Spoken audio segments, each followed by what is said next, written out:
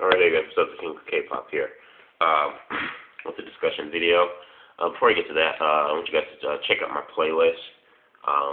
Because I made a lot of other various K-pop videos and reviews. Besides the ones you see on my main channel. I've made a ton of other K-pop videos on my playlist. I have 4 playlists. Kyle's K-pop, K-pop profile, which I'm going to get back into. I haven't done those in a while, and K-pop reviews and reaction videos. So check those out. Just click on the little tab that says playlist, and you'll see all the other videos I've made for my other channel. And I did K-pop on that channel, but now on this one. So yeah, check those out. Yeah, what I want to make this video on is Cube Entertainment versus Pledis Entertainment. I did a video a couple months ago about YG versus SM versus JYP, and thought I'd do some other pretty well-known companies. What I like about these companies.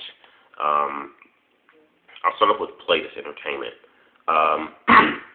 Pledis Entertainment, one of the former, the CEO of Pledis Entertainment was actually a former manager for SM Entertainment, and is actually a close friend of Lee Soo-man. His first artist he had was Sun Dum-bi, which she still is within the company. And then about a year and a half later, after Sun Dum-bi, he came out with 5-member girl group, After School. And After School were they were dubbed as the Korean Pussycat Dolls. And they did have that influence and that image, which was cool during that time. You could probably say After School were probably when they came out, they were probably the first mature girl group to come out in a while. And then it was just Sun Dum-bi and then After School. I like both artists and group. And then, just this year, as a matter of fact, 2012, it just really hit me Pledis is a fast and growing company. Like I said, the first artists within the company were Sun Dum-bi and After School. Now, in 2012, already he's debuted 2 new groups. He's debuted another new girl group, Hello Venus. He debuted his boy band, New East, and he's about to debut another boy band next year. So it's really wow, Pledis is a really growing company. And sometimes I have to get used to this, especially Hello Venus. I like Hello Venus.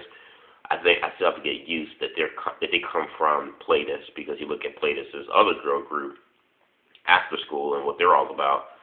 It's kind of wait. I kind of get shocked sometimes. I'm wait a minute. Hello Venus is in the same company as After School. This is completely. This is just out of context. I still have to get used to saying I still can't picture Pledis having Hello Venus under their label. And then you have New East, which are a good rookie boy band. I think that they've managed to stand out quite a bit and gain some popularity.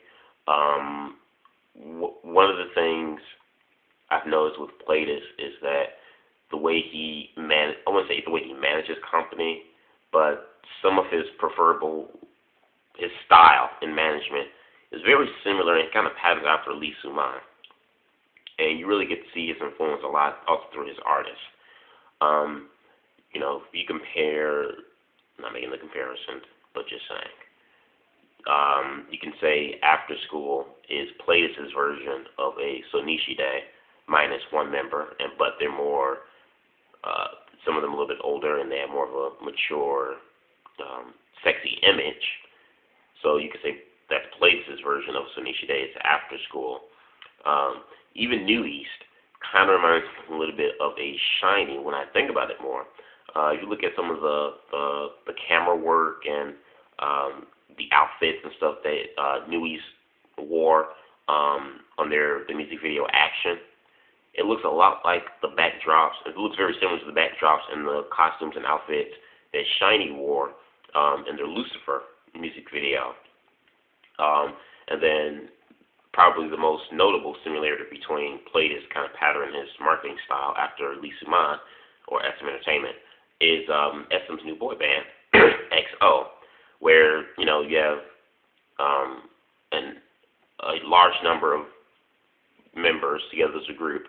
They're together, they're one, but individually they're split up. You have XOK that's promoting in China, and then XOM promoting in XOM promoting in China, and XOK promoting in Korea. Well, Pledis Entertainment's new boy band called 17 is going to have 17 members, and they're all going to be in the ages between 17 and 18 age bracket. And they're all going to be, and the name is going to be called 17, and he's going to divide the 17 boy band members into three. One promotes in Korea, the other promotes in Japan, the other promotes in China, all simultaneously. Now, that doesn't sound like a complete, you can say rip-off, knockoff, or whatever, of what SM has done with XO. I don't know what is. So, like I said, you really see the influence that Lee Soo-man left on the chairman of Pledis Entertainment. I mean, the chairman of Pledis Entertainment said he was the one, Lee Soo-man is the one that gave him his break, pretty much anyway, because he was struggling in another career choice that he was in. He was struggling, and he bumped into Lee Soo-man and asked him, what can I do to be successful, or something like that. And Lee Soo-man gave him advice and made him a manager, and he learned a lot from Lee Soo-man, and that's how he was able to make his company, Pledis. You know, Pledis is a company I think to watch out for, definitely within the next 5 years, because they're growing just really fast already. Within 1 year, they come out with two new bands to their already established artists, and then they're about to come up with another artist next year. So, looking forward to what Pledis has to offer in the future. Then the next thing I want to talk about was Cube Entertainment. Now, I like Cube. Cube is another, before Pledis, probably the fastest company I've ever seen grow, since YG Entertainment. And YG goes back almost 12 years, as a matter of fact. So, Cube Entertainment is just really, really, really fast. I mean, again, the CEO of Cube was I believe, a producer / manager for JYP, and Cube Entertainment was a sub label to JYP, and whatever artist that JYP didn't want, I wouldn't say necessarily want, but couldn't necessarily work with or didn't find the talent, he just sent them down to Cube. And Cube's first girl group was 4 Minute in 2009, and then later that same year they came out with Beast, and then with Beast you had A-Pink, I believe, in 2011. I think A-Pink came out in 2011. I don't follow them, so I'm not sure. And then this year, their other new boy band, Born to Beat, as well as g.na in 2010. So within, pretty much 3 years, they've come out with about 5 artists who are all successful, except for Born to Beat. They're still trying to make a name for themselves. But their other 4 artists are, successful and popular. And to the point where now Cube was a sub-label to JYP, but no longer anymore. As a matter of fact, I think early this year, Cube have severed their ties with the JYP, and they're now their own company, their own entity. They have 2 sub-labels. Their first sub-label was called A-Cube, which was in 2011, where A-Pink derives from. And then this year, they opened up their second sub-company called Cube DC, which is where Born to Beat comes from.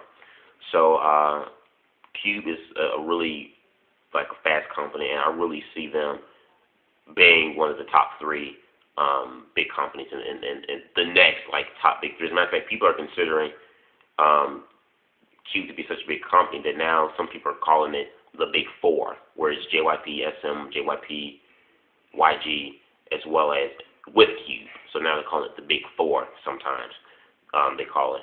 But besides that, I can definitely see it being one of the Big 3.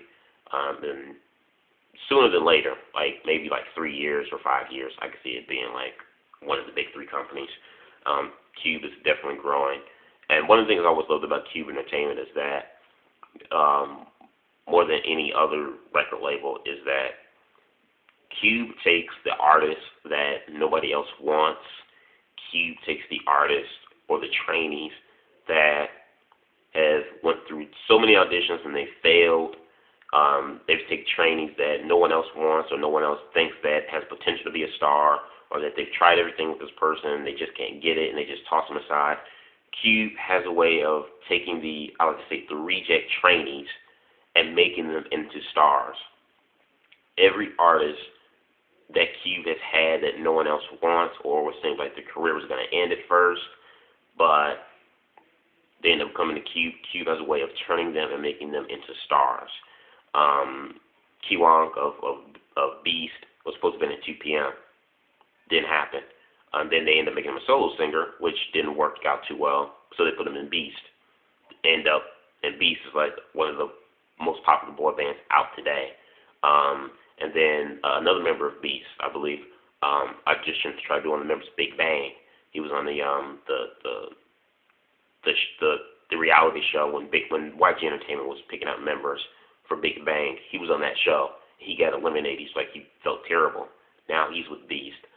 g.na was supposed to be a part of a girl group, but called Five Girls, but that ended up being, that group ended up being disbanded before they could even debut because of issues with the company that they were in at that time. Then she ends up going to JYP. Obviously, I guess JYP had nothing for her.